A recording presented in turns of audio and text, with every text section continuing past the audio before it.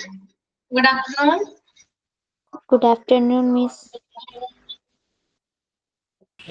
Good afternoon. Good afternoon, ma'am. Good afternoon. എല്ലാവർക്കും good afternoon കേട്ടോ.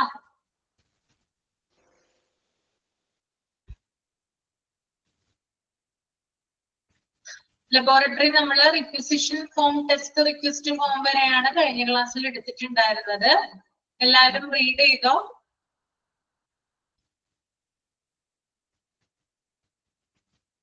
Read ചെയ്തു. മനസ്സിലാകുന്നുണ്ടോ? ക്യാച്ച് ചെയ്യാൻ പറ്റുന്നുണ്ടോ? വായിക്കുന്നത് ഉണ്ട്.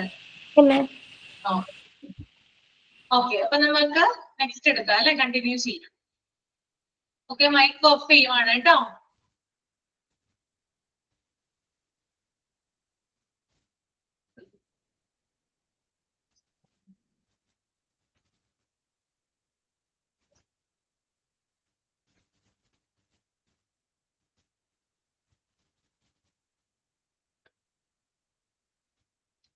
Next one, sample acceptance or rejection. അതായത് സാമ്പിളുകളുടെ സ്വീകരണവും അതിന്റെ റിജക്ഷനും, നിഷേധിക്കലുമാണ് ഇതിനകത്ത് കൊടുത്തിരിക്കുന്നത് കേട്ടോ. അപ്പൊ നമുക്ക് എന്താണ് നോക്കാം അത് പറയുന്നത്. ഫസ്റ്റ് പോയിന്റ്, പേജ് നമ്പർ എത്രയാണെന്നൊന്ന് ഷെയർ ചെയ്യാമോ നിങ്ങൾ? Page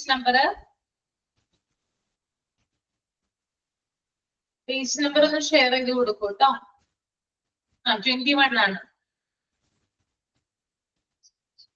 Okay. First point, all specimens should be checked on receiving in the laboratory for fitness for test. These checks should include suitable container, quantity, volume in case of blood urine sample, quality of sample in the case of tissue samples, any leakage, etc. Okay.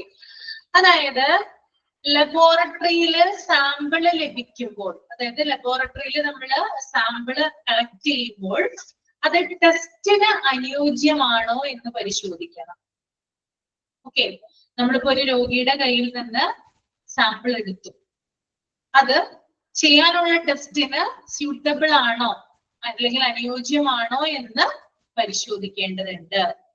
For example, ശരിയായിട്ടുള്ള quantity ഉണ്ടോ? അതായത് നമ്മളിപ്പോ blood അല്ലെങ്കിൽ urine എടുക്കുമ്പോൾ അത് ശരിയായിട്ടുള്ള ക്വാണ്ടിറ്റിയിലാണോ അല്ലെങ്കിൽ വോളിയത്തിലാണോ അത് എടുത്തതെന്ന് നമ്മൾ പരിശോധിക്കണം. അതുപോലെ തന്നെ ശരിയായ കണ്ടെയ്നറിലാണോ അത് സൂക്ഷിക്കുന്നത്, അല്ലേ? ഓരോ ഇതിന് എന്താ പറയാ, ഓരോ ടെസ്റ്റുകൾക്കും സാമ്പിൾ എടുക്കുമ്പോഴോ ഓരോന്നിനും ഓരോ കണ്ടെയ്നേഴ്സ് ആണ് ഉണ്ടാവുക. അപ്പൊ ശരിയായിട്ടുള്ള കണ്ടെയ്നർ ആണോ നമ്മൾ ഉപയോഗിക്കുന്നത്, അതുപോലെ തന്നെ ശരിയായിട്ടുള്ള ക്വാണ്ടിറ്റി നമുക്ക് ആവശ്യത്തിന്, അതായത് ടെസ്റ്റ് ചെയ്യാൻ വേണ്ട വിധത്തിലുള്ള അളവ് നമുക്കതിന് കിട്ടിയിട്ടുണ്ടോ എന്ന് കൂടി എന്ത് ചെയ്തിരിക്കണം, നമ്മള് ചെക്ക് ചെയ്തിരിക്കണം. അതുപോലെ തന്നെ അതിനെന്തെങ്കിലും ലീക്കേജ് ഉണ്ടോ? ഇപ്പൊ നമ്മള് ബ്ലഡ് യൂറിൻ സാമ്പിൾ ഒക്കെ എടുക്കുമ്പോഴാണ് അത് വോളിയം നമ്മൾ നോക്കുക. നിങ്ങൾക്ക് അറിയാലോ, ഇപ്പൊ നമ്മുടെ കയ്യിൽ നിന്ന് ഒരു പേഷ്യന്റ് ലാബിൽ ചെന്ന് കഴിഞ്ഞാല് അവിടെ ഫ്ലബോട്ടമിസ്റ്റ് വന്ന് എന്ത് ചെയ്യും, സാമ്പിൾ എടുക്കും. സാമ്പിൾ എടുക്കുമ്പോൾ ചിലപ്പോ കുറച്ച് ബ്ലഡ് ആയിരിക്കും നമ്മുടെ ബോഡിയിൽ നിന്ന് കിട്ടുക. അപ്പൊ അവര് പറയും ഇരുത്തിക്കുകയില്ല എന്ന് പറയും, അല്ലെ? അങ്ങനൊരു എക്സ്പീരിയൻസ് നിങ്ങൾക്ക് ഉണ്ടായിട്ടുണ്ടെന്ന് വിചാരിക്കുന്നു. ആർക്കെങ്കിലും ഒരാൾക്കെങ്കിലും ഉണ്ടായിട്ടുണ്ടാകും. അപ്പോ ആവശ്യത്തിനുള്ള ക്വാണ്ടിറ്റിയിലാവണം ബ്ലഡിന്റെയും യൂറിന്റെ ഒക്കെ അളവ് വരുന്നത്, അല്ലെ? അല്ലെങ്കിൽ ആവശ്യത്തിനുള്ള വോളിയം അതിന് ഉണ്ടായിരിക്കണം. അതുപോലെ തന്നെ ടിഷ്യൂസ്, അതായത് ടിഷ്യൂ സാമ്പിൾ ഒക്കെ എടുക്കുമ്പോൾ ക്വാളിറ്റി ഉള്ള ടിഷ്യൂസ് ആണോ എന്നതുകൂടി എന്ത് ചെയ്തിരിക്കണം, നമ്മൾ ഉറപ്പുവരുത്തിയിരിക്കണം. അതുപോലെ തന്നെ എടുക്കുന്ന കണ്ടെയ്നറുകളിൽ ലീക്കേജ് ഉണ്ടാവാനായിട്ട് പാടില്ല, അല്ലെ? ചോർച്ച ഉണ്ടാകാനുള്ള സാധ്യത ഉണ്ടെങ്കിൽ നമ്മൾ എടുത്ത സാമ്പിൾസ് ഒക്കെ എന്ത് ചെയ്യും, പോവാനായിട്ട് ഇടയുണ്ട്. അപ്പോ നമ്മൾ വ്യക്തമായിട്ട് എന്ത് ചെയ്തിരിക്കണം, ലാബില് സാമ്പിൾ പരിശോധിക്കുമ്പോൾ അത് ക്വാണ്ടിറ്റി, അത് നമ്മൾ സാമ്പിള് ടെസ്റ്റിന് ആവശ്യമുള്ള ക്വാണ്ടിറ്റിയിലാണോ ചെക്ക് ചെയ്യണം. മാത്രമല്ല അത് ആവശ്യത്തിനുള്ള ക്വാളിറ്റി ഉണ്ടോ എന്ന് കൂടി എന്ത് ചെയ്തിരിക്കണം, ചെക്ക് ചെയ്തിരിക്കണം. ഓക്കെ, രണ്ടാമത്തെ point, record should be kept for acceptance or rejection with the reasons and actions specified of all the samples received in the laboratory as per the criteria defined earlier. അതുപോലെ തന്നെ reject ചെയ്തതും accept ചെയ്തതുമായ എല്ലാ സാമ്പിളുകളുടെയും വിശദമായിട്ടുള്ള details വിത്ത് reasons നമ്മൾ സൂക്ഷിക്കേണ്ടതുണ്ട്. അതെങ്ങനെയാണ്? അതായത് ചില സാമ്പിൾ എടുക്കുമ്പോൾ ആ സാമ്പിൾ ചിലപ്പോ റിജക്ഷൻ വരാം, റിജക്റ്റ് ആവാം. അതുപോലെ തന്നെ ചില സാമ്പിളുകൾ നമ്മൾ അക്സെപ്റ്റ് ചെയ്യും. അപ്പൊ ഓൾമോസ്റ്റ് അതായത് ലാബുകളില് ഭൂരിഭാഗം സാമ്പിളുകൾ അക്സെപ്റ്റ് ചെയ്യാനുണ്ടാവുക, ചില കേസുകൾ മാത്രമാണ് റിജക്ഷൻ വരുന്നത്. അപ്പൊ ഇങ്ങനെ റിജക്ഷൻ വരുന്ന അല്ലെങ്കിൽ അക്സെപ്റ്റ് ചെയ്യുന്ന എല്ലാത്തരം സാമ്പിളുകളുടെയും എല്ലാ തരത്തിലുള്ള ഡീറ്റെയിൽസ് എന്ത് ചെയ്തിരിക്കണം? കൃത്യമായിട്ട് സൂക്ഷിച്ചിരിക്കണം. അതുപോലെ തന്നെ റിജക്ഷൻ എന്തുകൊണ്ടാണ് വന്നത് എന്നതിനുള്ള കാരണവും അതില് രേഖപ്പെടുത്തിയിട്ടുണ്ടാകണം. ഓക്കെ, അപ്പൊ സാമ്പിളുകള് അക്സെപ്റ്റ് ചെയ്താലോ റിജക്ട് ചെയ്താലോ അതിന്റെ എല്ലാ ഡീറ്റെയിൽസും സൂക്ഷിച്ചിട്ടുണ്ടാകണം. ഇത് റിജക്ട് ആയിട്ടുള്ള കേസുകളില് എന്താണ് അതിന്റെ കാരണം എന്താണെന്ന് വിശദീകരിക്കുകയും വേണം. ഓക്കെ, ഇപ്പൊ ചില കേസിൽ എന്ത് ചെയ്യാം? അതായത് രോഗിയിൽ നിന്ന് ചിലപ്പോൾ ബ്ലഡ് എടുക്കാം. ബ്ലഡ് നമ്മൾ കണ്ടെയ്നറിൽ എടുക്കുമ്പോൾ ചിലപ്പോ രോഗി പോയി കഴിഞ്ഞതിന് ശേഷം ചിലപ്പോ അത് നമ്മുടെ കയ്യിൽ നിന്ന് താഴെ വീണ് പോകാനായിട്ട് ഇടയുണ്ട്, അല്ലെ? നിലത്ത് വീണ് അത് നഷ്ടപ്പെടാം. അപ്പൊ അവിടെ റിജക്ഷൻ ആ വരുന്നത്, അല്ലെ? സാമ്പിൾ എടുക്കാൻ പറ്റിയിട്ടില്ല, റിജക്ഷൻ ആ വരുന്നത്. അപ്പൊ എന്തുകൊണ്ടാണ് അതിന്റെ കാരണം? അപ്പൊ വീണതാണെങ്കിൽ അത് നമ്മൾ എന്ത് ചെയ്തിരിക്കണം? അവിടെ കൃത്യമായിട്ട് രേഖപ്പെടുത്തിയിട്ടുണ്ടാകണം. ഓക്കെ, then മൂന്നാമത്തെ point, if laboratory rejects any sample, it should be informed the patient, doctor and me for recollection. ഇനി ഒരു സാമ്പിള് ലാബ് റിജക്ട് ചെയ്യുവാണെങ്കിൽ അതിനുള്ള കാരണവും അതുപോലെ തന്നെ വീണ്ടും സാമ്പിൾ എടുക്കേണ്ടതിന്റെ ആവശ്യകതയും ഡോക്ടർക്ക് അല്ലെങ്കിൽ പേഷ്യന്റിനെ അറിയിക്കണം. അപ്പോ പേഷ്യന്റ് വന്ന് സാമ്പിൾ എടുത്തു പോയി കഴിഞ്ഞാൽ ചിലപ്പോ സാമ്പിൾ റിജക്ഷൻ വരുവാണെങ്കിൽ ഉടനെ തന്നെ എന്ത് ചെയ്യണം? അത് പേഷ്യന്റിനെയോ അല്ലെങ്കിൽ അയാളെ കൺസൾട്ട് ചെയ്യുന്ന ഡോക്ടറെയോ അറിയിക്കണം. എന്നിട്ട് വീണ്ടും സാമ്പിൾ എടുക്കാനുള്ള ആവശ്യവും എന്ത് ചെയ്യണം? പേഷ്യന്റിനെ അറിയിക്കേണ്ടതാണ് അല്ലെങ്കിൽ ഡോക്ടറെ അറിയിക്കേണ്ടതാണ്. ഓക്കെ, 3 പോയിന്റും ഓക്കെ ആണോ? ക്ലിയർ ആയോ?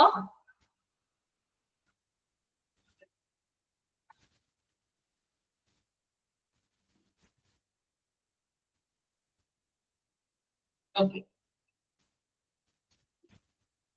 The next one, laboratory record ആണ് കേട്ടോ. All the released laboratory reports should be stored as per the national regulator needs.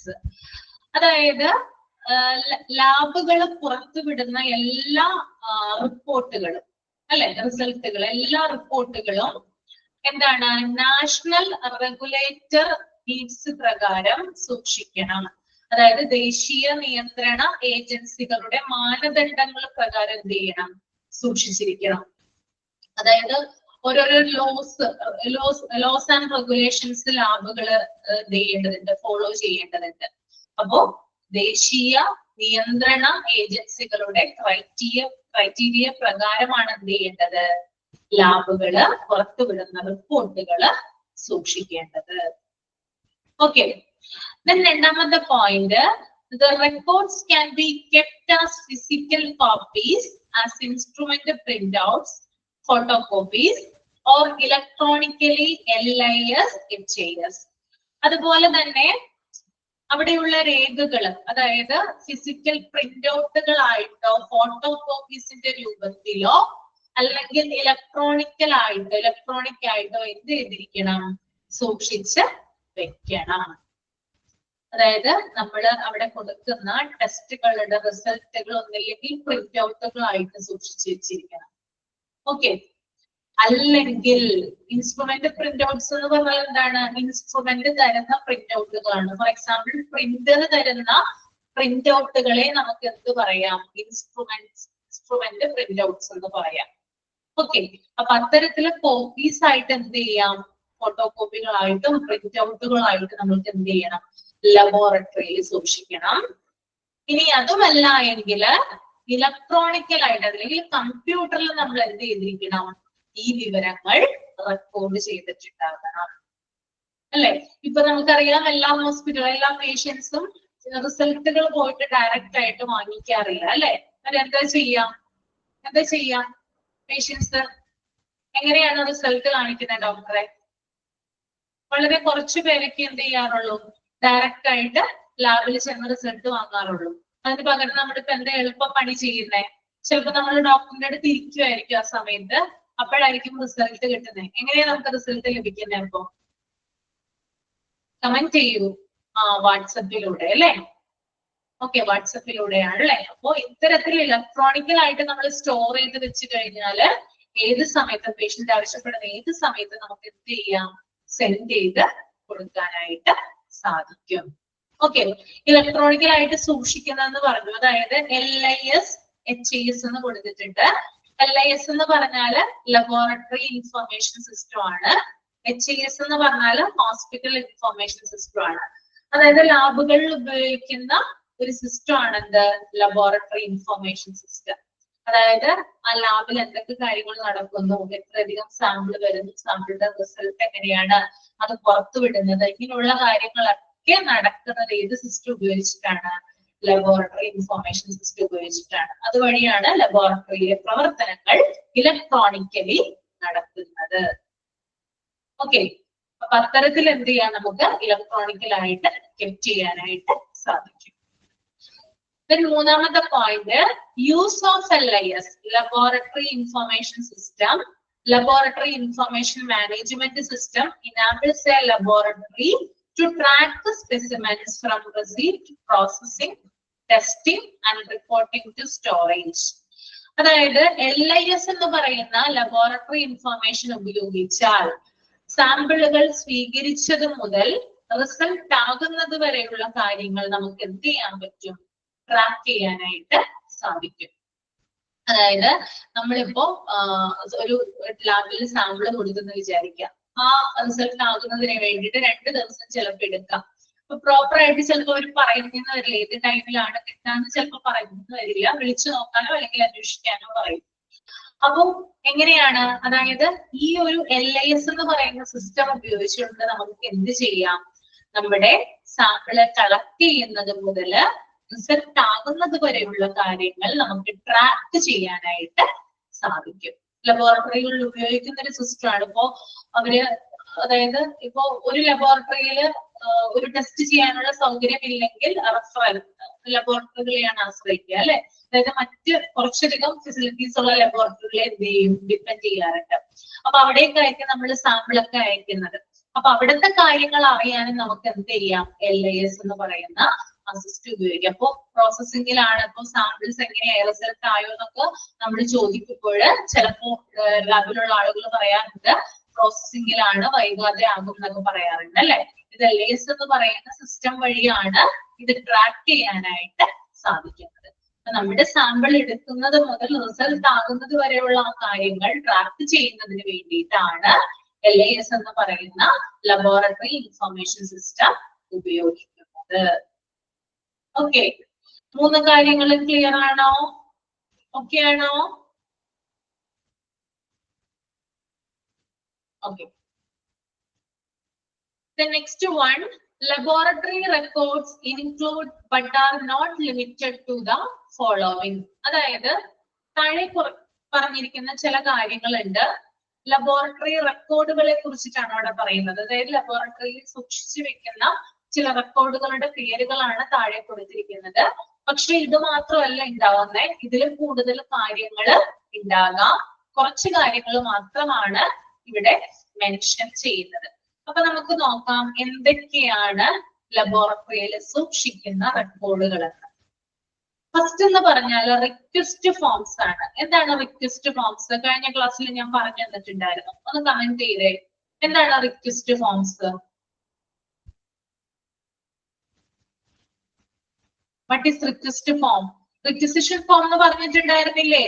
എന്താണത്? അത് തന്നെയാണ് റിക്വസ്റ്റ് ഫോം. കിട്ടുന്നില്ല? കമന്റ് ചെയ്തേ. എന്താണ് റിക്വസ്റ്റ് ഫോംസ് ലബോറട്ടറിയിൽ സൂക്ഷിക്കുന്ന? റിക്വസിഷൻ ഫോം എന്താണ് കഴിഞ്ഞ ക്ലാസ്സിൽ എടുത്തിട്ടുണ്ടായിരുന്നോ? പേഷ്യന്റ് ഡീറ്റെയിൽസ് വരാം. അതായത് സാമ്പിൾസ് സെൻഡ് ചെയ്യുമ്പോൾ ഡോക്ടേഴ്സ് നൽകുന്ന ഒഫീഷ്യൽ ഫോം ആണെന്ത് റിക്വസ്റ്റ് ഫോം എന്ന് പറയുന്നത്. അതായത് ഒരു രോഗിയുടെ സാമ്പിൾ പരിശോധിക്കുന്നതിന് വേണ്ടിയിട്ട് ഡോക്ടർ എന്ത് ചെയ്യും, അദ്ദേഹത്തിന്റെ ഡീറ്റെയിൽസ് ഒക്കെ എഴുതി ഏത് സാമ്പിൾ ആണ് എടുക്കേണ്ടത് അങ്ങനെയുള്ള സകല ഡീറ്റെയിൽസ് എഴുതി എന്ത് ചെയ്യും, ലബോറട്ടറിയിലേക്ക് സെൻഡ് ചെയ്യും. ഇതിനെയാണ് റിക്വസ്റ്റ് ഫോം എന്ന് പറയുന്നത്. ഓക്കെ, സാമ്പിൾസ് സെൻഡ് ചെയ്യുമ്പോൾ ഡോക്ടേഴ്സ് നൽകുന്ന ഒഫീഷ്യൽ ഫോം ആണെന്ത് റിക്വസ്റ്റ് ഫോം എന്ന് പറയുന്നത്. ഓക്കെ, ഫോർ എക്സാമ്പിൾ നമ്മൾ കൂടുതലായിട്ട് കണ്ടുവരുന്നത് നമ്മൾ ഡോക്ടറെ കണ്ടു കഴിയുമ്പോൾ അദ്ദേഹം നമ്മളെ പരിശോധിച്ച് കഴിയുമ്പോൾ എന്തെങ്കിലും ടെസ്റ്റുകളൊക്കെ ഉണ്ടെങ്കിൽ ഡോക്ടറിന്റെ പ്രിസ്ക്രിപ്ഷനിലാണ് അത് എഴുതി തരിക. അതൊരു റിക്വസ്റ്റ് ഫോം ആയിട്ട് നമുക്ക് കൺസിഡർ ചെയ്യാം. അതിനകത്ത് പേഷ്യന്റെ പേരുണ്ടാവും, ഏജ് ഉണ്ടാവും, എന്താണ് രോഗം ഉണ്ടാകും, സാമ്പിൾ എന്താണെന്ന് ഉണ്ടാകും. നമ്മൾ സാധാരണയായിട്ട് ഡോക്ടറെ കാണുമ്പോൾ എന്താണ് നമുക്ക് ടെസ്റ്റ് എഴുതി തരുന്നത് അത് തന്നെയാണ് റിക്വസ്റ്റ് ഫോം എന്ന് നമുക്ക് പറയാനായിട്ട് സാധിക്കും കേട്ടോ. Okay, then next one, result and copies of reports.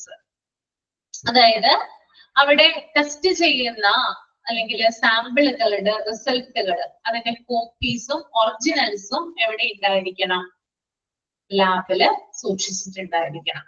രോഗി വരുമ്പോൾ മാത്രമാണ് അത് നമ്മൾ കൊടുക്കാനായിട്ട് പാടുള്ളൂ.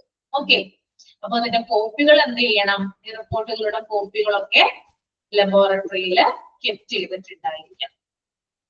Then മൂന്നാമത്തെ point, instrument print outs. What is instrument print outs? അതായത് ഇൻസ്ട്രുമെന്റ്സ് നൽകുന്ന പ്രിന്റ് ഔട്ടുകളെയാണ് നമ്മള് ഇൻസ്ട്രുമെന്റ് പ്രിന്റ് ഔട്ടുകൾ എന്ന് പറയുന്നത്. ഫോർ എക്സാമ്പിൾ ഞാൻ നേരത്തെ പറഞ്ഞു പ്രിന്റർ നൽകുന്ന പ്രിന്റ് ഔട്ടുകൾ.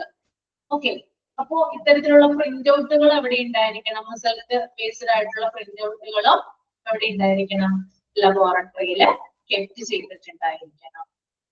ഓക്കെ, then അടുത്ത point, laboratory work book and work sheets.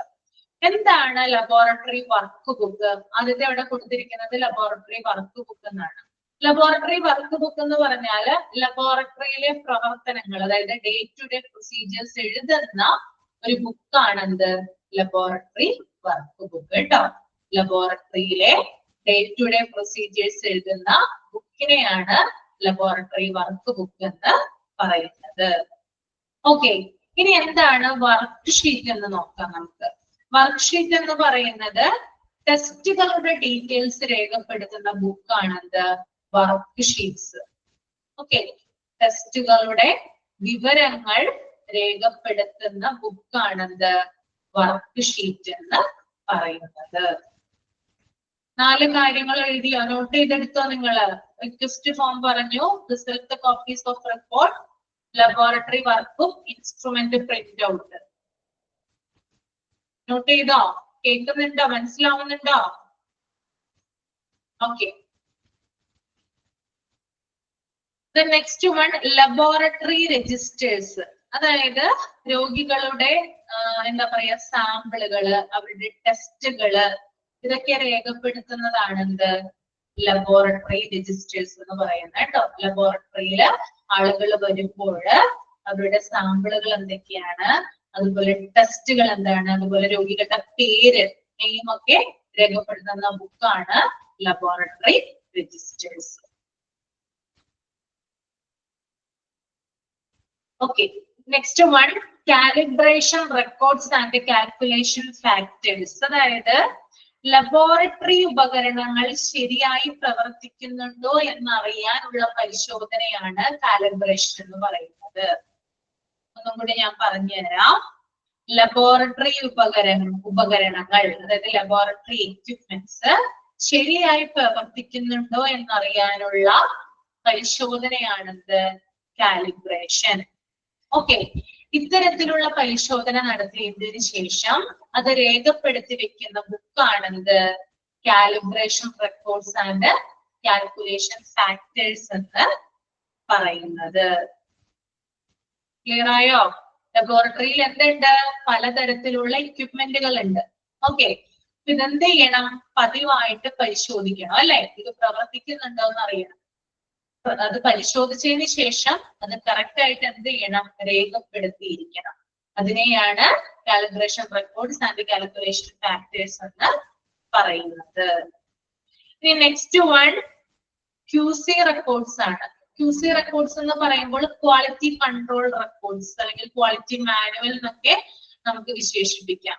Quality control records എന്ന് പറഞ്ഞാല് നമ്മള് ലബോറട്ടറിയിൽ നടത്തുന്ന, അതായത് ലബോറട്ടറിയിൽ പലതരത്തിലുള്ള പരിശോധനകൾ നടത്താം അല്ലെ. അതായത് ഒരു ലബോറട്ടറി കൃത്യമായിട്ട് പ്രവർത്തിക്കുന്നുണ്ടോ, വളരെ കൃത്യതയോടു കൂടിയാണോ അത് പ്രവർത്തിക്കുന്നത്, അത് വിശ്വാസയോഗ്യമാണോ, ആളുകൾക്ക് അവിടെ വന്ന് ടെസ്റ്റ് ചെയ്യാവോ, ഇങ്ങനെയുള്ള കാര്യങ്ങളൊക്കെ പരിശോധിച്ച് അത് ഉറപ്പാക്കി ഒരു ബുക്കില് രേഖപ്പെടുത്തും. ഇതിനെയാണ് ക്വാളിറ്റി കൺട്രോൾ റെക്കോർഡ്സ് എന്ന് പറയുന്നത്. ഓക്കെ, ഇപ്പൊ ലബോറട്ടറിയിൽ നടക്കുന്ന പരിശോധനകൾ കൃത്യവും വിശ്വാസയോഗ്യമുള്ളതാണോ എന്ന് ഉറപ്പാക്കാനുള്ള പരിശോധനയുടെ രേഖയാണെന്ത്, quality control records. Okay, then next one, incident book, corrective action reports. രണ്ടും രണ്ടാണ് കേട്ടോ. ഇൻസിഡന്റ് ബുക്കും കറക്റ്റീവ് ആക്ഷൻ റിപ്പോർട്ട്സും രണ്ട് തരത്തിലുള്ള ബുക്സുകളാണ്. അതിനകത്ത് ഇൻസിഡന്റ് ബുക്ക് എന്താണ് നമുക്ക് നോക്കാം. അതായത് ഒരു ലബോറട്ടറിയില് അസാധാരണമായിട്ടുള്ള സംഭവങ്ങൾ ഉണ്ടാവുകയാണെങ്കിൽ, ഫോർ എക്സാമ്പിൾ ഫയർ ഉണ്ടാവുകയാണ്, അല്ലെങ്കിൽ ഗ്യാസ് ലീക്കേജ് ഉണ്ടാവുകയാണെങ്കിൽ അത്തരത്തിലുള്ള സംഭവങ്ങൾ രേഖപ്പെടുത്തി വെക്കുന്നതാണത് ഇൻസിഡന്റ് ബുക്ക് എന്ന് പറയുന്നത്. ഓക്കെ, അസാധാരണവും അപ്രതീക്ഷിതവുമായിട്ടുള്ള സംഭവങ്ങൾ ഉണ്ടാകുമ്പോൾ അതിനെ രേഖപ്പെടുത്തി വെക്കാൻ ഉപയോഗിക്കുന്ന ബുക്കാണത് ഇൻസിഡന്റ് ബുക്ക്. ഇനി അടുത്തത് corrective action reports. Corrective action reports എന്ന് പറഞ്ഞാൽ ഇത്തരത്തിലുള്ള സംഭവങ്ങളൊക്കെ ഉണ്ടാകുമ്പോൾ അത് പരിശോധിച്ച് വീണ്ടും എന്ത് ചെയ്യും, അത് ആവർത്തിക്കാതിരിക്കാനായിട്ടുള്ള നടപടികൾ സ്വീകരിക്കും അല്ലെ. പരിശോധിച്ച് എന്ത് ചെയ്യും, നടപടികൾ സ്വീകരിക്കാറുണ്ട്. അപ്പൊ അത്തരത്തിലുള്ള നടപടികൾ രേഖപ്പെടുത്തുന്ന ബുക്കാണത് കറക്റ്റീവ് ആക്ഷൻ റിപ്പോർട്ട്സ് എന്ന് പറയുന്നത്. രണ്ടും തമ്മിലുള്ള ബന്ധം മനസ്സിലായോ? ഇൻസിഡന്റ് ബുക്ക് എന്ന് പറഞ്ഞാല് ഒരു ലബോറട്ടറിയില് എന്തെങ്കിലും അസാധാരണമായിട്ടുള്ള സംഭവങ്ങൾ ഉണ്ടായാൽ, ഫോർ എക്സാമ്പിൾ ഗ്യാസ് ലീക്കേജ് ഉണ്ടായാൽ അത് പരിശോധിച്ച് രേഖപ്പെടുത്തി വെക്കുന്നതാണ് ഇൻസിഡന്റ് ബുക്കില്. ഇനി ഇത്തരത്തിലുള്ള കാര്യങ്ങൾ തുടർന്ന് ഉണ്ടാവാതിരിക്കാനായിട്ട് അതിനു വേണ്ടിയിട്ടുള്ള നടപടികൾ സ്വീകരിച്ച് രേഖപ്പെടുത്തുന്ന ബുക്കാണത് കറക്റ്റീവ് ആക്ഷൻ റിപ്പോർട്ട് എന്ന് പറയുന്നത്. Okay, then next one, stock cards and supply records.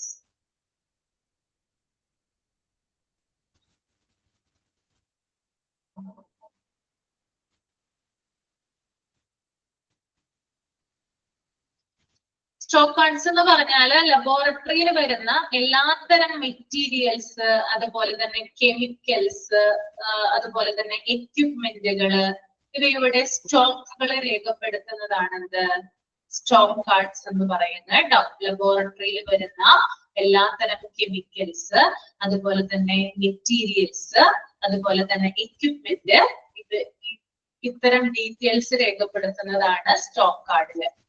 Okay, ഇനി സപ്ലൈ റെക്കോർഡ്സ് എന്ന് പറഞ്ഞാല് എന്താ പറയാ, ലാബില് വരുന്ന എല്ലാ തരം സാധനങ്ങളും അവ സപ്ലൈ ചെയ്യുന്ന രീതിയുമാണ് സപ്ലൈ റെക്കോർഡില് രേഖപ്പെടുത്തി വെക്കുക. ഓക്കെ, ലാബിൽ വരുന്ന എല്ലാത്തരം സാധനങ്ങൾ, അത് എക്യുപ്മെന്റ് ആയിക്കോട്ടെ, കെമിക്കൽസ് ആയിക്കോട്ടെ, അവ എത്തരത്തിലാണ് പ്രൊവൈഡ് ചെയ്യുന്നത്, അതെങ്ങനെയാണ് സപ്ലൈ ചെയ്യുന്നത്, അങ്ങനെയുള്ള കാര്യങ്ങളൊക്കെയാണ് സപ്ലൈ റെക്കോർഡ്സിൽ നോട്ട് ചെയ്യുന്നത് കേട്ടോ. Next one, personal records, staff training, competency records and health records. അതായത് ഇത് പേഴ്സണൽ റെക്കോർഡാണ്. ഇത് പേഴ്സണൽ റെക്കോർഡ് എന്ന് പറയുന്നത് സ്റ്റാഫുമായി ബന്ധപ്പെട്ടതാണ്. അതായത് സ്റ്റാഫിന് കൊടുക്കുന്ന ട്രെയിനിങ്ങുകൾ, പരിശീലനങ്ങൾ എന്തൊക്കെയാണ്, അതുപോലെ തന്നെ സ്റ്റാഫുകളുടെ കഴിവുകൾ എന്തൊക്കെയാണ്, അവരൊരു ജോലി ചെയ്യാനായിട്ട് പറയുമ്പോൾ അവർ ആ ജോലി ചെയ്യുന്നുണ്ടോ, അതുപോലെ തന്നെ സ്റ്റാഫിന്റെ ആരോഗ്യനില എന്താണ്, സ്റ്റാഫിനുള്ള എന്താ പറയാ, അവരുടെ ഹെൽത്ത് എങ്ങനെയാണ്, ഇങ്ങനെയുള്ള കാര്യങ്ങളൊക്കെ രേഖപ്പെടുത്തുന്നതാണ് ഈ പേഴ്സണൽ റെക്കോർഡ്സ് എന്ന് പറയുന്നത് കേട്ടോ. സ്റ്റാഫുമായി ബന്ധപ്പെട്ട് അവരുടെ പരിശീലനം, അതുപോലെ തന്നെ അവർക്കുള്ള സ്കില്ലുകള്, അവരുടെ ഹെൽത്തിന്റെ ഡീറ്റെയിൽസ് ഒക്കെയാണ് ഈ പേഴ്സണൽ റെക്കോർഡ്സിൽ ഉണ്ടാവുക. Next one, complaints and their resolution. അതായത് ലാബിൽ വരുന്ന പേഷ്യൻസിന് എന്തെങ്കിലും കംപ്ലൈന്റുകൾ ഉണ്ടെങ്കിൽ, അതുപോലെ തന്നെ ആ കംപ്ലൈന്റുകൾ പരിഹരിക്കാനുള്ള മാർഗങ്ങൾ ഉണ്ടെങ്കിൽ അത് രേഖപ്പെടുത്തി വെക്കുന്നതാണ് കംപ്ലൈന്റ്സ് ആൻഡ് ദെയർ റെസൊല്യൂഷൻ എന്ന് പറയുന്ന ബുക്കിൽ കേട്ടോ. Next one, inventory or assets. ഇവിടെ ഇൻവെന്ററി എന്ന് കൊടുത്തിട്ടുണ്ട്, ബ്രാക്കറ്റില് അസെറ്റ്സ് എന്ന് കൊടുത്തിട്ടുണ്ട്. അതായത് ഒരു ലബോറട്ടറിയിലുള്ള എല്ലാത്തരം കാര്യങ്ങളും അവരുടെ അസെറ്റ് ആണ്. ഫോർ എക്സാമ്പിൾ എക്യുപ്മെന്റുകൾ ഉണ്ട് അല്ലെ ലബോറട്ടറിയില്, അതുപോലെ തന്നെ ലബോറട്ടറി പ്രവർത്തനങ്ങൾക്ക് ഉപയോഗിക്കുന്ന പലതരത്തിലുള്ള സാധനങ്ങളൊക്കെ ഉണ്ട്. ഇതൊക്കെ ലബോറട്ടറിയിലെ ഇൻവെന്ററി ആണ് അല്ലെങ്കിൽ അസെറ്റ് ആണെന്ന് നമുക്ക് പറയാനായിട്ട് സാധിക്കും. ഓക്കെ, ഇനി അടുത്തത് സേഫ്റ്റി മാനുവൽ ആണ്.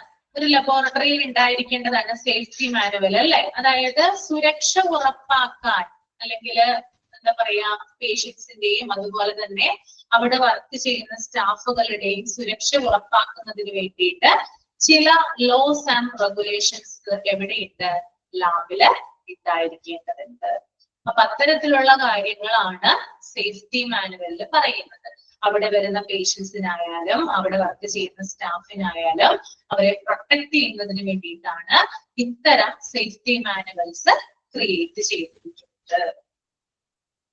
നെക്സ്റ്റ് വൺ, ബഡ്ജറ്റ്സ് ആണ്. ബഡ്ജറ്റ്സ് എന്ന് പറഞ്ഞാൽ നമുക്കറിയാം, അതായത് ഒരു ലാബിലെ വരുമാനവും ചെലവും, അതായത് റവന്യൂ ആൻഡ് എക്സ്പെൻഡിച്ചർ, അതിന്റെ കണക്കുകളാണ് എന്ത് ബഡ്ജറ്റിൽ വരുന്നത്. അതായത് ഒരു ലാബിൽ എത്ര വരുമാനം കിട്ടുന്നുണ്ട്, അവർക്ക് എത്ര തുകയാണ് ചെലവാകുന്നത്, അങ്ങനെ മൊത്തത്തിലുള്ള ഒരു കാൽക്കുലേഷൻ ആണ് ബഡ്ജറ്റ്. അപ്പൊ അതിന്റെ രേഖകളും എവിടെ ഉണ്ടായിരിക്കും, ലാബില് സൂക്ഷിച്ചിട്ടുണ്ടായിരിക്കും.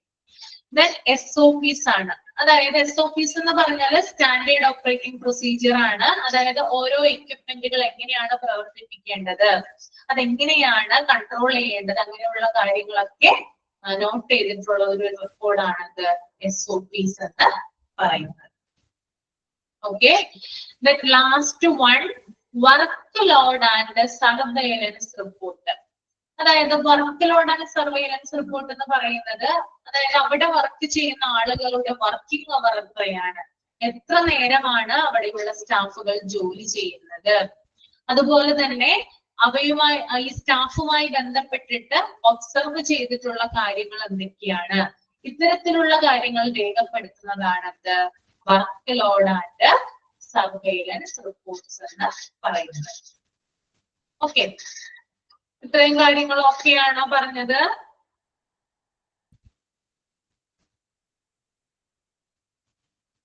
Okay, okay. ഇതെല്ലാം നിങ്ങൾക്ക് എക്സാമിന് വരില്ല കേട്ടോ. ഞാനത് നിങ്ങൾ അറിഞ്ഞിരിക്കാൻ വേണ്ടിയിട്ടാണ് ഇത്രയും ഡീറ്റെയിൽ ആയിട്ട് അത് പറഞ്ഞു തന്നത്.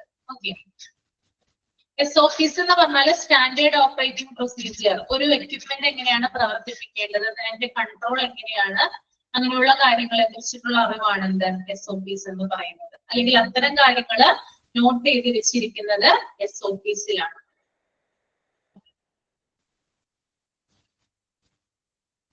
HIS എന്ന് പറഞ്ഞ hospital information system.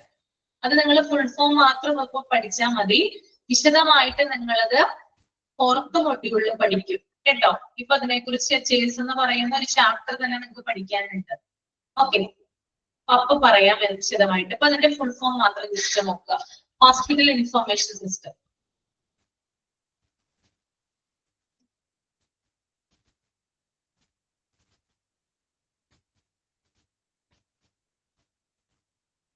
Next one,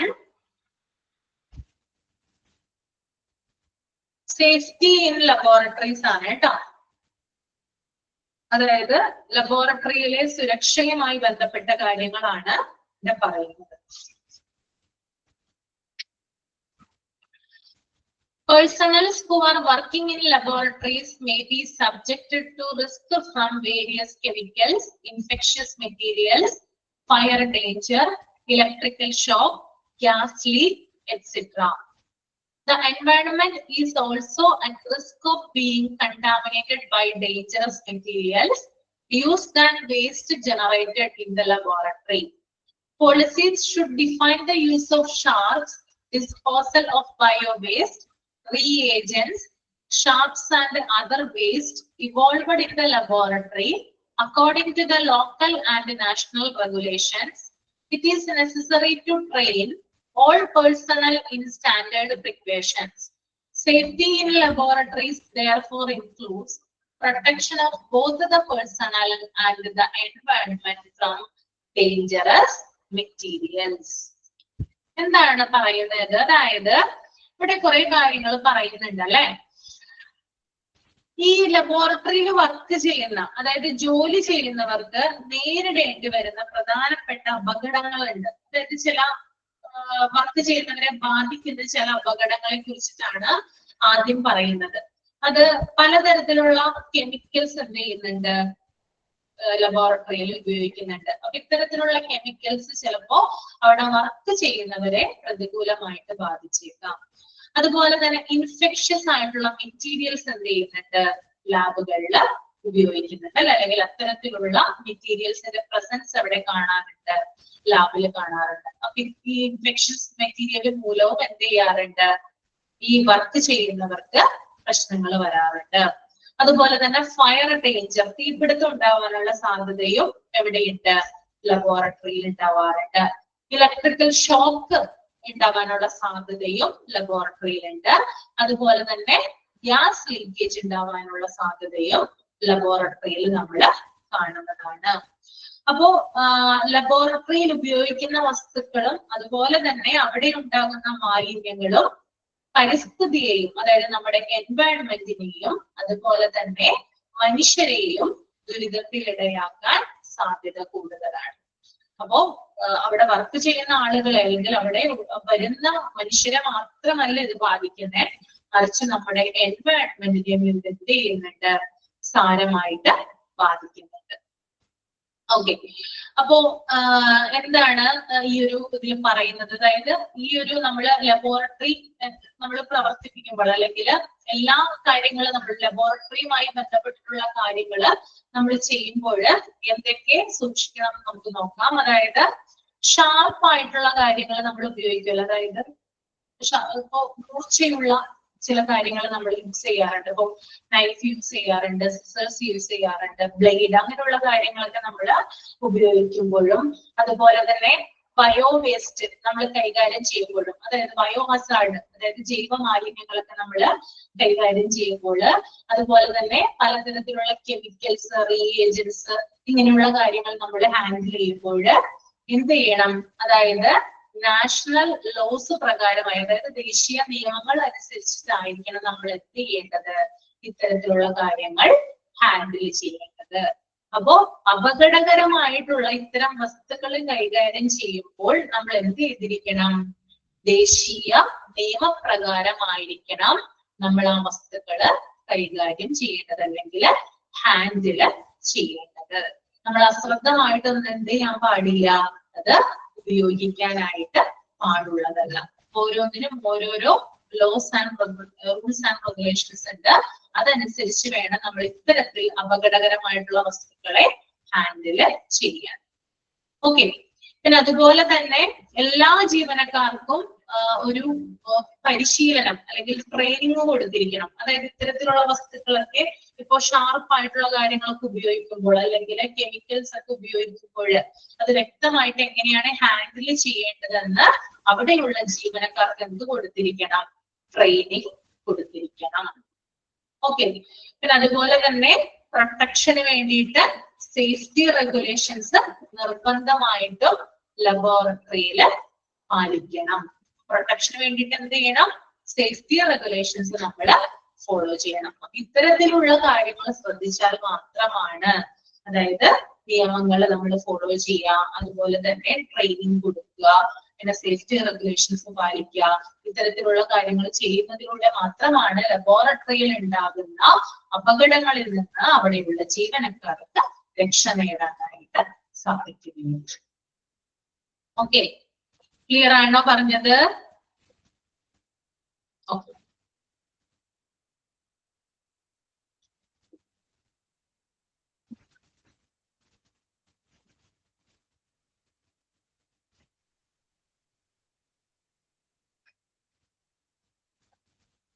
okay, then അടുത്തത് വരുന്നത് ജനറൽ സേഫ്റ്റി മെഷേഴ്സ് ആണ്. അത് നിങ്ങൾ ആദ്യം ഒന്ന് റീഡ് ചെയ്യുക കേട്ടോ. ഒന്ന് 2-3 മിനിറ്റ് എടുത്തൊന്ന് റീഡ് ചെയ്യുക. റീഡ് ചെയ്തതിന് ശേഷം ഒന്ന് തമ്പ് ചെയ്യുക. എന്നിട്ട് ഞാൻ എക്സ്പ്ലെയിൻ ചെയ്ത് തരാം. അപ്പൊ നമുക്ക് എളുപ്പത്തിൽ മനസ്സിലാവും.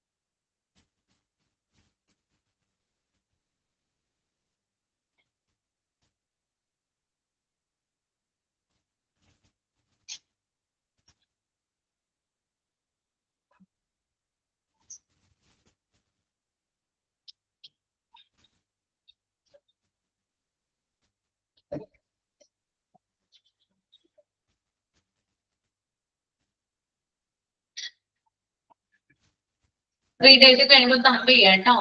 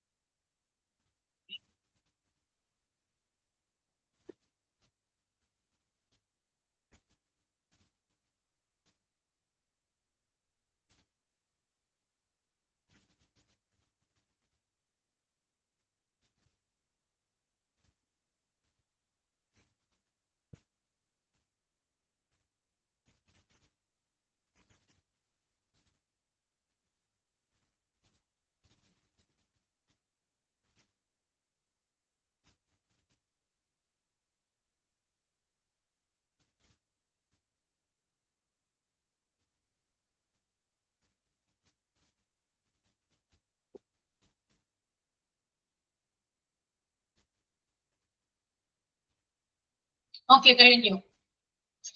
അപ്പോ നെക്സ്റ്റ് ജനറൽ സേഫ്റ്റി മെഷേഴ്സ് ആണ്. നമ്മൾ പൊതുവായിട്ട് ഉപയോഗിക്കുന്ന സേഫ്റ്റി മെഷേഴ്സ് എന്തൊക്കെയാണ് ലബോറട്ടറികളിൽ നോക്കാം. All laboratory personnel should have a knowledge of the laboratory safety policies and procedures and act in accordance with these at all times. അതായത് എല്ലാ ലബോറട്ടറി ജീവനക്കാർക്കും എന്ത് വേണം? അതായത് ലബോറട്ടറിയിലുള്ള അടിസ്ഥാനപരമായിട്ടുള്ള സുരക്ഷാ നയങ്ങളെ കുറിച്ച് അല്ലെങ്കിൽ സേഫ്റ്റി പോളിസികളെ കുറിച്ച് അറിവുണ്ടായിരിക്കണം. ഓക്കെ, എന്താണ്? എല്ലാ ലബോറട്ടറി ജീവനക്കാർക്കും അവിടെയുള്ള സേഫ്റ്റി പോളിസികളെ കുറിച്ച്, അതായത് ലബോറട്ടറികളിൽ പ്രാവർത്തികമാക്കേണ്ട സേഫ്റ്റി പോളിസികളെ കുറിച്ച് അറിവുണ്ടായിരിക്കണം. അതുപോലെ തന്നെ അത് പ്രവർത്തിപ്പിക്കാൻ ഈ ജീവനക്കാർ ബാധ്യസ്ഥനായിരിക്കുകയും വേണം. അതായത് അപകടകരമായിട്ടുള്ള സാഹചര്യങ്ങളൊക്കെ ഉണ്ടാകുമ്പോൾ അതിനെ പ്രിവെന്റ് ചെയ്യുന്നതിന് വേണ്ടിയിട്ടുള്ള നടപടികള് ആ സമയത്ത് എടുക്കുന്നതിന് വേണ്ടിയിട്ട് പ്രാപ്തനായിട്ടുള്ള ആളായിരിക്കണം എന്ത് ലബോറട്ടറി പേഴ്സണൽ എന്ന് പറയുന്നത്. ഓക്കെ, സേഫ്റ്റി പോളിസിയെ കുറിച്ച് അറിവുള്ള ആളായിരിക്കണം. മാത്രമല്ല അത് പ്രവർത്തിപ്പിക്കാനായിട്ട് ഏബിൾ ആയിട്ടുള്ള ആള് കൂടിയായിരിക്കണം ലബോറട്ടറി പേഴ്സണൽ. രണ്ടാമത്തെ point, list of dangerous materials used in the laboratory should be prepared. അതായത് ലബോറട്ടറികളിൽ ഉപയോഗിക്കുന്ന ഡേഞ്ചറസ് ആയിട്ടുള്ള മെറ്റീരിയൽസിനെ കുറിച്ച് ഒരു ലിസ്റ്റ് തയ്യാറാക്കേണ്ടതുണ്ട്. അതായത് പലതരത്തിലുള്ള ഡേഞ്ചറസ് ആയിട്ടുള്ള ഐറ്റംസ് എവിടെ ഉപയോഗിക്കാം? ലബോറട്ടറിയിൽ ഉപയോഗിക്കാം. അപ്പൊ അതിന്റെ ഒരു ലിസ്റ്റ് എന്ത് ചെയ്യണം? ലബോറട്ടറിയിൽ എഴുതി തയ്യാറാക്കി വെച്ചിട്ടുണ്ടായിരിക്കണം.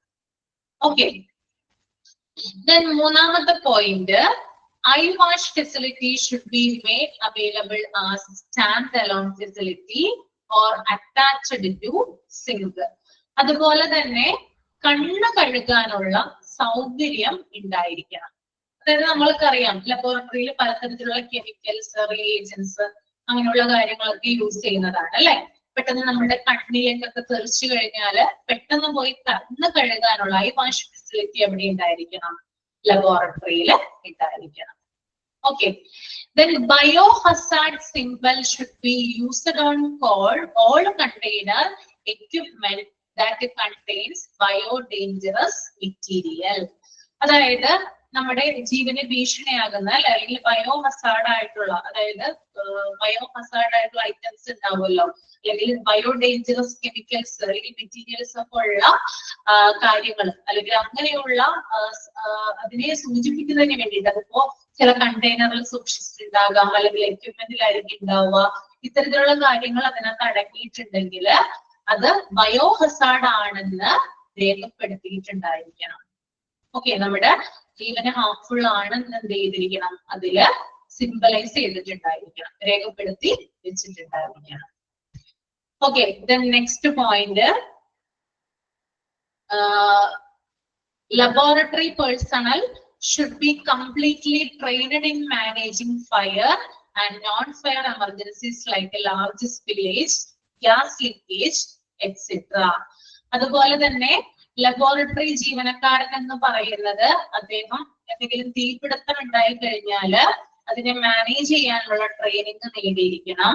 അതുപോലെ തന്നെ നോൺ ഫയർ ആയിട്ടുള്ള എമർജൻസീസ് ഉണ്ടാകാം, അതായത് എന്താ പറയാ ലാർജ് സ്പില്ലേജ്, അതായത് ഭയങ്കരമായിട്ടുള്ള രീതിയിൽ വാതകങ്ങൾ, അതായത് രാസചോർച്ച ഉണ്ടാകാം, അല്ലെങ്കിൽ മറ്റ് ഗ്യാസ് ലീക്കേജ് മറ്റു കാര്യങ്ങളൊക്കെ ഉണ്ടെങ്കിൽ അതുമായിട്ട് ട്രെയിനിങ് നേടിയിട്ടുള്ള ആളായിരിക്കണം എന്ത് ലബോറട്ടറി പേഴ്സണൽ എന്ന് പറയുന്നത്.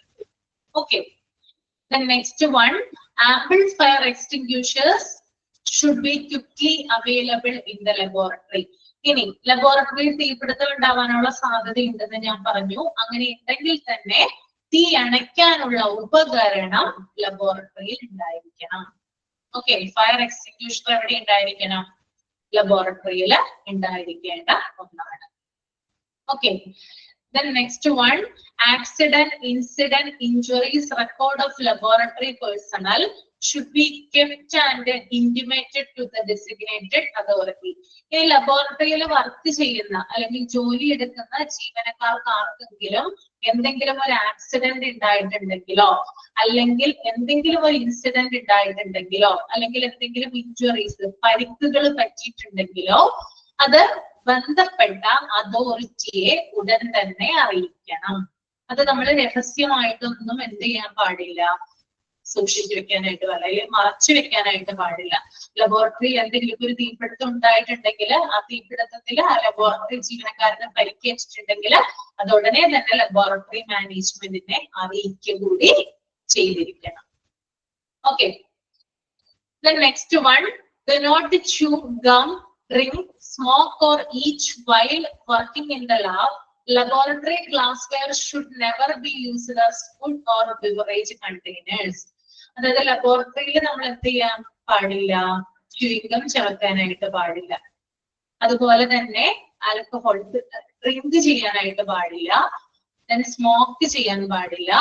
അതുപോലെ തന്നെ ഇത്തരം കാര്യങ്ങൾ, അതായത് ഡ്രിങ്ക് ചെയ്യാനോ സ്മോക്ക് ചെയ്യാനോ മറ്റു ഭക്ഷണ വസ്തുക്കൾ ചവയ്ക്കാനോ അങ്ങനെയുള്ളതൊന്നും എവിടെ പാടില്ല, ലബോറട്ടറിയിൽ ചെയ്യാനായിട്ട് പാടില്ല.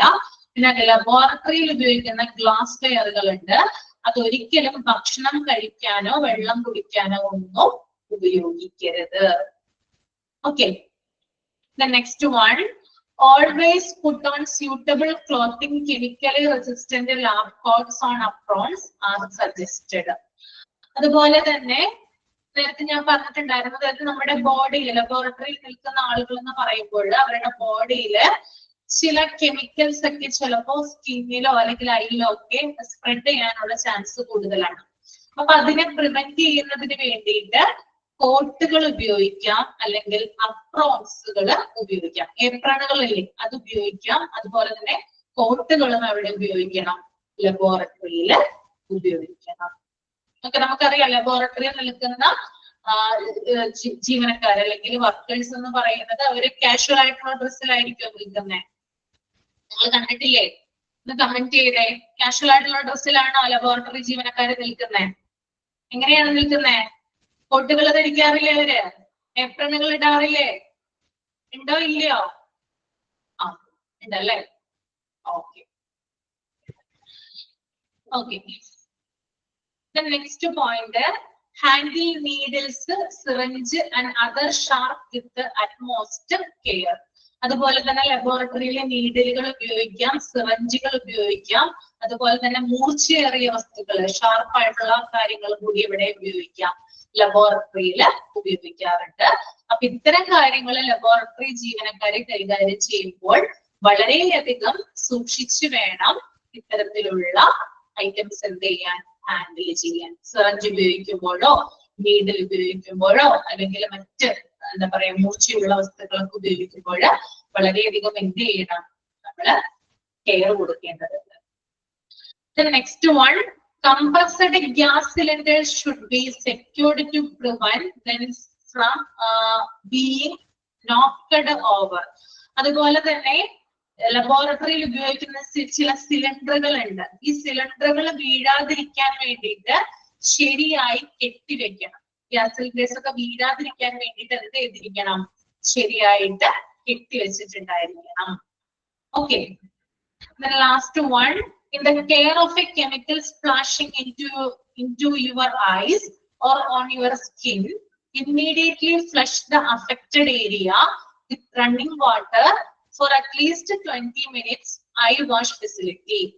അതായത് ഇപ്പൊ ഏതെങ്കിലും ഒരു കെമിക്കൽസ് നിങ്ങളുടെ കണ്ണിലോ അല്ലെങ്കിൽ ലബോറട്ടറി വർക്ക് ചെയ്യുന്ന ഒരു വ്യക്തിയില് പെട്ടെന്ന് ഒരു എന്താ പറയാ കെമിക്കൽസ് അദ്ദേഹത്തിന്റെ കണ്ണിലോ അല്ലെങ്കിൽ സ്കിന്നിലോ വീഴുകയാണെങ്കിൽ, പെട്ടെന്ന് വീഴുകയാണെങ്കിൽ എന്ത് ചെയ്യണം, വളരെ പെട്ടെന്ന് തന്നെ അത് റണ്ണിങ് വാട്ടറിൽ, ശുദ്ധജലത്തിൽ എന്ത് ചെയ്തിരിക്കണം, 20 മിനിറ്റ് നേരം കഴുകിക്കളയണം. അപ്പൊ 20 മിനിറ്റ് എടുത്ത് എന്ത് ചെയ്തിരിക്കണം, ആ വീണ കാര്യങ്ങള് നമ്മള് കഴുകിക്കളയേണ്ടതുണ്ട്.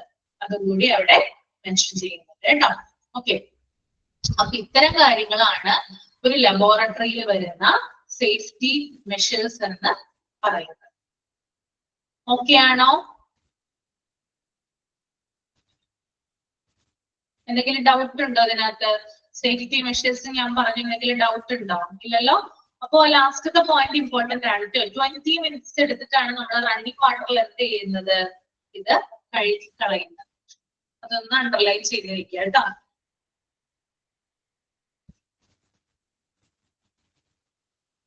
ഇനി അതുപോലെ തന്നെ താഴെ ചില സിമ്പിൾസ് കൊടുത്തിട്ടുണ്ട്. ഇത് വളരെ വളരെ ഇമ്പോർട്ടന്റ് ആണ്. ഈ സിമ്പിൾസ് എക്സാമിന് ചോദിക്കും.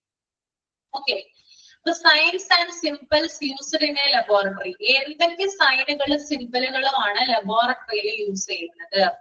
To reduce accidents in the laboratory, it has been made compulsory in science and symbols in the laboratory.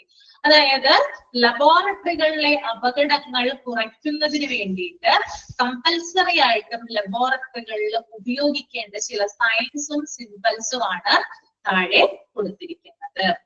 Okay, first one ഇവിടെ കൊടുത്തിട്ടുണ്ട്, ഇൻഫ്ലേമബിൾ എന്ന് കൊടുത്തിട്ടുണ്ട്. അത് ഡേഞ്ചർ ആണ് കേട്ടോ. ആ ഒരു സൈൻ വരുന്നത്. എന്തായിരിക്കും ഇതിനകത്ത് പറയുന്നത്? അതായത് തീപിടുത്തത്തിനുള്ള സാധ്യത ഉണ്ടെന്നാണ് പറയുന്നത് കേട്ടോ. തീപിടുത്തത്തിനുള്ള സാധ്യത ഉണ്ടെന്നാണ് പറയുന്നത്. അവിടെ ഒരു തീയുടെ ചിഹ്നം കൊടുത്തിരിക്കുന്ന കണ്ടോ നമ്മള്, സിമ്പിള് ശ്രദ്ധിക്കുന്നുണ്ടോ? ഇൻഫ്ലേമബിൾ. ഒന്ന് കമന്റ് ചെയ്തേ. ഫയറിനുള്ള സാധ്യതയുണ്ടെന്നാണ് പറയുന്നത്. ഓക്കെ. അടുത്തത് ഹാംഫുൾ. ഹാംഫുൾ എന്ന് പറഞ്ഞാല് നമ്മുടെ ശരീരത്തിന് ഹാംഫുൾ ആയിട്ടുള്ള ഹാനികരമായിട്ടുള്ള വസ്തുക്കള് ലബോറട്ടറിയിൽ ഉണ്ടെങ്കിൽ അതിനെ ഡിനോട്ട് ചെയ്യുന്നതിന് വേണ്ടി ഉപയോഗിക്കുന്ന സൈൻ ആണിത്, ആ ക്രോസ് ചിഹ്നം എന്ന് പറയുന്നത് കേട്ടോ. ഓക്കെ. അടുത്തത് കൊറോസീവ്. കൊറോസീവ് എന്ന് പറഞ്ഞാല് നമ്മുടെ സ്കിന്ന് അതുപോലെ തന്നെ ഐ, ഈ രണ്ട്, അതായത് നമ്മുടെ സ്കിന്നിനായാലും ഐക്കായാലും ഹാർംഫുൾ ആയിട്ടുള്ള ഐറ്റംസ് ലബോറട്ടറിയിൽ സൂക്ഷിക്കുന്നുണ്ടെങ്കിൽ അതിനെ ഡിനോട്ട് ചെയ്യുന്നതാണെന്ത്, ഈ പറയുന്ന സിമ്പിൾ കൊറോസീവ് എന്ന് പറയുന്നത് കേട്ടോ. ഓക്കെ. നെക്സ്റ്റ് വൺ, ആ സിമ്പിള് കറക്റ്റ് ആയിട്ട് നോക്കി വെക്കുക. ഡെഫിനറ്റ് ആയിട്ടും ഈ ഒരു ക്വസ്റ്റ്യൻ ഉണ്ടാവും, ഏതെങ്കിലും ഒന്ന് ഇതിനകത്ത് നിന്ന് ചോദിക്കും, ഉറപ്പാണ്. നെക്സ്റ്റ് വൺ ഇലക്ട്രിക്കൽ ഹസാർഡ് ആണ്. അതായത് ലബോറട്ടറിയിൽ വൈദ്യുത അപകടം, ഇലക്ട്രിക്കൽ ആയിട്ടുള്ള ആക്സിഡൻസ് ഉണ്ടാവാനുള്ള ഏരിയകളിൽ ഉപയോഗിക്കുന്ന സിമ്പിൾ ആണെന്ത്, ആ ഒരു ഇലക്ട്രിക്കൽ ഹസാർഡ് എന്ന് പറയുന്നത്. ഓക്കെ. അടുത്തത് പോയിസൺ ആണ്. പോയിസൺ എന്ന് പറയുന്നത് ജീവന് ഭീഷണിയാകുന്ന രാസവസ്തുക്കൾ സൂക്ഷിച്ചിട്ടുണ്ടെങ്കിൽ ആ ഏരിയയില് കൊടുക്കുന്ന ചിഹ്നമാണത് പോയിസൺ. അതായത് ഒരു സ്കെൽട്ടന്റെ രൂപമാണ് അല്ലെ, തലയോടാണ് കൊടുത്തിരിക്കുന്നത്. അത് ജീവന് ഭീഷണിയാകുന്ന രാസവസ്തുക്കളാണ്, അതിന്റെ പ്രസൻസ് അവിടെ ഉണ്ടെങ്കിൽ ഈ ഒരു സിമ്പിൾ ആണ് ഡിനോട്ട് ചെയ്യുക. ഓക്കെ. അടുത്തത് റിസ്ക് ഓഫ് എക്സ്പ്ലോഷൻ ആണ്. റിസ്ക് ഓഫ് എക്സ്പ്ലോഷൻ എന്ന് പറയുന്നത് ലബോറട്ടറിയില് പൊട്ടിത്തെറിക്കുന്ന വസ്തുക്കൾ ഉണ്ടെങ്കിൽ, അതായത് എക്സ്പ്ലോഷനുള്ള സാധ്യതയുള്ള ചില വസ്തുക്കള് ലബോറട്ടറിയിൽ സൂക്ഷിക്കുന്നുണ്ടെങ്കിൽ അവിടെ ഡിനോട്ട് ചെയ്യുന്ന ഒരു സിമ്പിൾ ആണത് റിസ്ക് ഓഫ് എക്സ്പ്ലോഷൻ എന്ന് പറയുന്നത്. ഓക്കെ. അടുത്തത് ബയോ ഹസാർഡ് ആണ്. ഓക്കെ. അതായത് മൈക്രോ ഓർഗാനിസംസ്, അതായത് വൈറസ്, ബാക്ടീരിയ അങ്ങനെയുള്ള കാര്യങ്ങള് പടരാനുള്ള സാധ്യത ലബോറട്ടറിയിൽ കൂടുതലാണ്. അപ്പൊ അത്തരത്തിലുള്ള ഏരിയകളിൽ കൊടുക്കുന്ന, അതായത് ഇത്തരത്തിലുള്ള മൈക്രോ ഓർഗാനിസത്തിന്റെ കാര്യങ്ങൾ ചെയ്യുന്ന ഏരിയയിൽ കൊടുക്കുന്ന ഒരു സിമ്പിൾ ആണത് ഈ ഒരു ബയോ ഹസാർഡ് എന്ന് പറയുന്നത്. Okay. Next one radiation Hazard ആണ്. നിങ്ങൾക്ക് എല്ലാവർക്കും അറിയാം ആൽഫ, ബീറ്റ, ഗാമ. ഈ ഒരു എന്ത് ചെയ്യുന്നുണ്ട്, റേസ് ഉണ്ട് അല്ലെ, കിരണങ്ങളുണ്ട്, ആൽഫ കിരണങ്ങൾ, ഗാമ. അത്തരത്തിലുള്ള റേഡിയേഷനുള്ള സ്ഥലങ്ങളിൽ, അങ്ങനെയുള്ള റേസുകളുള്ള ഏരിയയിൽ കൊടുക്കുന്ന ഒരു സിമ്പിൾ ആണെന്ത്, റേഡിയേഷൻ ഹസാർഡ്. ഓക്കെ.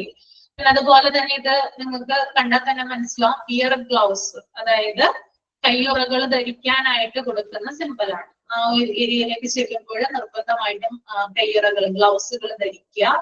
പിന്നെ full face mask must be worn. അതുപോലെ തന്നെ ചില ഏരിയകളിൽ ഫുൾ മാസ്ക് എന്ത് ചെയ്യണം, നമ്മൾ വിയർ ചെയ്യേണ്ടതുണ്ട്. പിന്നെ അതുപോലെ തന്നെ ഇത് എല്ലാവർക്കും പരിചിത, ഫെമിലിയർ ആയിട്ടുള്ള ഒന്നാണ്, no food or drinks allowed. ലബോറട്ടറികളിൽ എന്താണ് നിർബന്ധമായിട്ട് നമ്മൾ കാണുന്ന ഒന്നാണ് ഇത്, no food or drinks allowed. ഭക്ഷണവും വെള്ളവും ഒന്നും ഇവിടെ അനുവദിക്കുന്നതല്ല.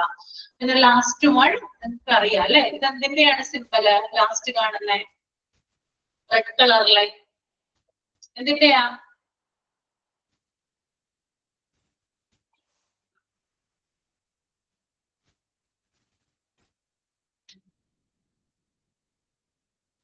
നോ സ്മോക്കിംഗ് ആണ് കേട്ടോ, നോ സ്മോക്കിംഗ്. ഓക്കെ. ഓക്കെ. അപ്പോ ബ്ലാക്ക് ആൻഡ് വൈറ്റ് അല്ലെ, നോ സ്മോക്കിംഗ് ആണ് കേട്ടോ. ഇത്രയുമാണ് സയൻസിനെ കുറിച്ച് പറയാനായിട്ടുള്ളത്. ഇനി ഒരു പാർട്ട് കൂടി ഉണ്ട്, റെസ്പോൺസിബിലിറ്റീസ് ഉണ്ട് ലാബ് മാനേജറുടെ. നമുക്ക് അടുത്ത ക്ലാസ്സിൽ പറയാം കേട്ടോ. ഓക്കെ. അപ്പൊ എന്തെങ്കിലും ഡൗട്ട് ഉണ്ടെങ്കിൽ ഇപ്പൊ ചോദിക്കാം. സേഫ്റ്റി ഞാൻ പറയാം, അടുത്ത ക്ലാസ്സിൽ ഞാൻ ഇമ്പോർട്ടന്റ് പോയിന്റ്സ് പറഞ്ഞുതരാം. അടുത്ത ക്ലാസ്സിൽ നമ്മളിത് തീർക്കും, എന്റെ പുതിയ ചാപ്റ്റർ തുടങ്ങും. അപ്പൊ ഞാൻ മൈക്ക് ഓൺ ചെയ്യാം. എന്തെങ്കിലും ഡൗട്ട് ഉണ്ടെങ്കിൽ നിങ്ങൾ ചോദിച്ചോളൂ.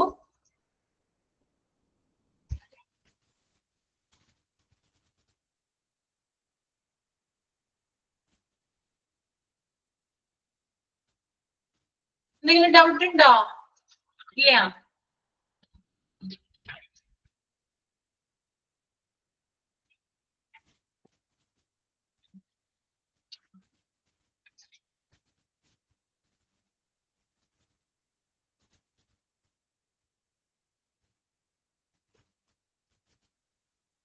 ഓക്കെ, താങ്ക് യു കേട്ടോ എല്ലാവർക്കും. Thank you. അടുത്ത ക്ലാസ്സിൽ താങ്ക് യു. നന്നായിട്ട് വായിക്കാം കേട്ടോ.